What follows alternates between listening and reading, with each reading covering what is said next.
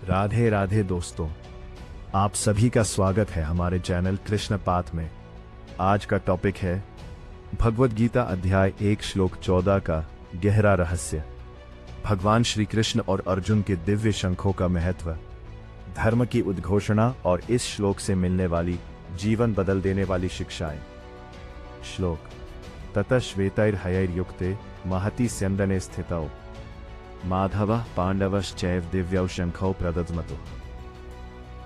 सरल अर्थ: इसके बाद श्वेत घोड़ों से जुड़े हुए महान रथ पर विराजमान भगवान श्री कृष्ण, माधव और अर्जुन पांडव ने अपने अपने दिव्य शंख बजाए।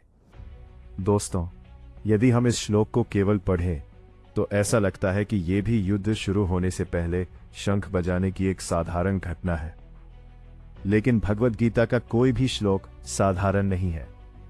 पिछले श्लोक में हमने देखा कि कौरव सेना के शंख, नगाड़े और रणभेरिया पूरे कुरुक्षेत्र में गूंज उठी। वो ध्वनि बहुत विशाल थी, बहुत शक्तिशाली थी और देखने वालों के लिए अत्यंत प्रभावशाली थी। लेकिन अब इस श्लोक में भगवान श्री कृष्ण और अर्जुन के केवल 2 शंखों का वर्णन किया गया है। ये अंतर हमें बहुत गहरी आध्यात्मिक शिक्षा देता है। अधर्म के पास हमेशा संख्या अधिक हो सकती है, उसका प्रदर्शन भी बड़ा हो सकता है, अपना शोर भी अधिक हो सकता है, लेकिन धर्म की शक्ति संख्या में नहीं, सत्य में होती है। कौरवों की पूरी सेना के शंखों के बाद केवल 2 दिव्य शंख बजते हैं और वही पूरे महाभारत का सबसे महत्वपूर्ण क्षण बन जाते हैं। श्लोक की शुरुआत होती है ततः, अर्थात उसके बाद। यह शब्द बताता है कि पहले अधर्म ने अपनी शक्ति दिखाई, अब धर्म अपनी उपस्थिति दर्ज करा रहा है। यह संसार का नियम है। बुराई पहले बहुत प्रभावशाली दिखाई देती है, लेकिन अंत में विजय हमेशा सत्य की होती है। इसके बाद भगवान कहते हैं, श्वेतैर्हयैर्युक्ते महति स्यन्दने स्थितौ, अर्थात भगवान श्री कृष्ण और अर्जुन एक विशाल रथ पर बैठे थे जिसे 4 श्वेत घोड़े खींच रहे थे। दोस्तों, यहाँ श्वेत घोड़ों का उल्लेख केवल सुंदरता के लिए नहीं किया गया है। सनातन धर्म में श्वेत रंग पवित्रता, सत्य, शांति और निर्मलता का प्रतीक माना जाता है। भगवान श्री कृष्ण का रथ श्वेत घोड़ों से जुड़ा होना इस बात का संकेत है कि वे धर्म के मार्ग पर है। जहाँ मन पवित्र होता है, वहाँ भगवान स्वयं सारथी बनते हैं। यदि इसका आध्यात्मिक अर्थ समझे तो यह रथ हमारा शरीर है, घोड़े हमारी इंद्रियां हैं, लगाम हमारा मन है और सारथी भगवान श्री कृष्ण है। जब जीवन की लगाम भगवान को सौंप दी जाती है तब मनुष्य सही दिशा में आगे बढ़ता है। लेकिन जब मन की लगाम अहंकार, क्रोध या लोभ के हाथ में चली जाती है तब जीवन भटक जाता है। दोस्तों, महाभारत का यह दृश्य हमें कठोपनिषद की भी याद दिलाता है, जहाँ शरीर को रथ, इंद्रियों को घोड़े, मन को लगाम, बुद्धि को सारथी और आत्मा को रथ का स्वामी बताया गया है। गीता उसी ज्ञान को व्यवहारिक रूप में हमारे सामने रखती है। अब भगवान श्री कृष्ण को यहाँ माधव कहा गया है। भगवान के अनेक नाम हैं, लेकिन यहाँ कृष्ण, वासुदेव या गोविंद ना कहकर माधव कहा गया है। माधव का अर्थ है लक्ष्मी के स्वामी। है वहाँ केवल धन ही नहीं, बल्कि सौभाग्य, धर्म, समृद्धि और दिव्यता भी होती है। एक और अर्थ है माया के स्वामी, अर्थात जो इस संसार की माया को नियंत्रित करते हैं। इसलिए यदि जीवन की माया, मोह और भ्रम से बाहर निकलना है तो भगवान माधव का आश्रय लेना ही सबसे श्रेष्ठ मार्ग है। इसके बाद अर्जुन को पांडव कहा गया है। यह केवल उनका परिचय नहीं है, ये याद दिलाता है कि अर्जुन केवल एक महान धनुर्धर नहीं, बल्कि धर्म की ओर से युद्ध करने वाले प्रतिनिधि हैं। अर्जुन के माध्यम से भगवान पूरी मानवता को गीता का ज्ञान देने वाले हैं। अब आता है इस श्लोक का सबसे महत्वपूर्ण भाग, दिव्यो शंखौ प्रदद्मतो, अर्थात दोनों ने अपने अपने दिव्य शंख बजाए। ध्यान दीजिए, यहाँ शंख को केवल शंख नहीं कहा गया, बल्कि दिव्य शंख कहा गया है। क्यों? क्योंकि ये केवल युद्ध के संकेत देने वाले शंख नहीं थे, ये धर्म की उद्घोषणा थे। अगले श्लोकों में हमें पता चलता है कि भगवान श्री कृष्ण के शंख का नाम पांचजन्य और अर्जुन के शंख का नाम देवदत्त था। प्रत्येक शंख का अपना आध्यात्मिक महत्व था।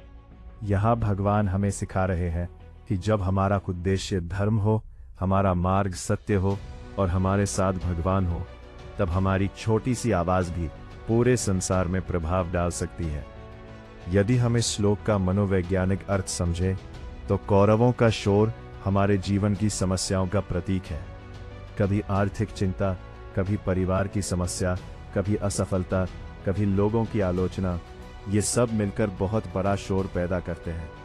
लेकिन भगवान श्री कृष्ण का शंख हमें ये याद दिलाता है कि यदि हमारे भीतर भगवान का नाम गूंज रहा है, तो बाहरी शोर हमें विचलित नहीं कर सकता।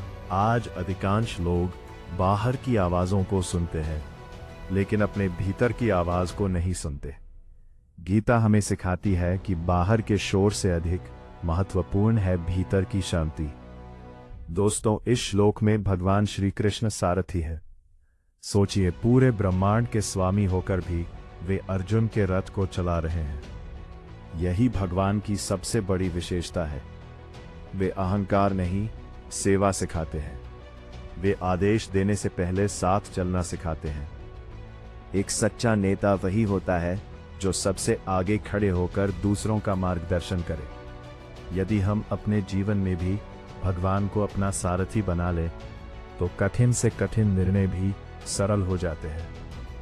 जब तक अर्जुन स्वयं निर्णय लेना चाहता था, वह भ्रमित था, लेकिन जैसे ही उसने जीवन की लगाम श्री कृष्ण को सौंप दी, उसका भ्रम समाप्त हो गया। आज भी यही हमारे जीवन का सबसे बड़ा समाधान है। जब हम हर निर्णय केवल अपने अहंकार से लेते हैं, तब हम उलझ जाते हैं।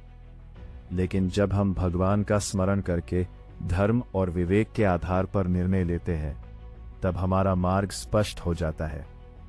दोस्तों, इस श्लोक से हमें 10 महान शिक्षाएं मिलती हैं। पहली, धर्म की शक्ति संख्या में नहीं, सत्य में होती है। दूसरी, जीवन की लगाम भगवान को सौंपना ही सबसे बड़ा ज्ञान है। तीसरी, पवित्र मन में ही भगवान निवास करते हैं। चौथी, सेवा करना नेतृत्व का सबसे बड़ा गुण है। पांचवी, बाहरी शोर से अधिक महत्वपूर्ण भीतर की शांति है। छठी, भगवान का नाम हमारे जीवन का सबसे बड़ा साहस है। सातवीं, सही मार्गदर्शन जीवन बदल सकता है। आठवीं, भगवान के साथ चलने वाला व्यक्ति कभी अकेला नहीं होता। नौवीं, सत्य की आवाज धीमी हो सकती है, लेकिन उसका प्रभाव सबसे गहरा होता है। और 10वीं, जब भगवान हमारे सारथी बन जाते हैं, तब जीवन का हर संघर्ष हमें सफलता की ओर ले जाता है। दोस्तों, भगवद गीता का ये 14वां श्लोक हमें केवल श्री कृष्ण और अर्जुन के शंखों की ध्वनि नहीं सुनाता, बल्कि ये हमें जीवन का सबसे बड़ा रहस्य बताता है कि जब हमारे रथ के सारथी भगवान होते हैं, तब हमें किसी भी युद्ध से डरने की आवश्यकता नहीं रहती। संसार का सबसे बड़ा शोर भी उस व्यक्ति को विचलित नहीं कर सकता जिसके हृदय में भगवान का नाम गूंज रहा हो। यही इस श्लोक का वास्तविक और अमर संदेश है।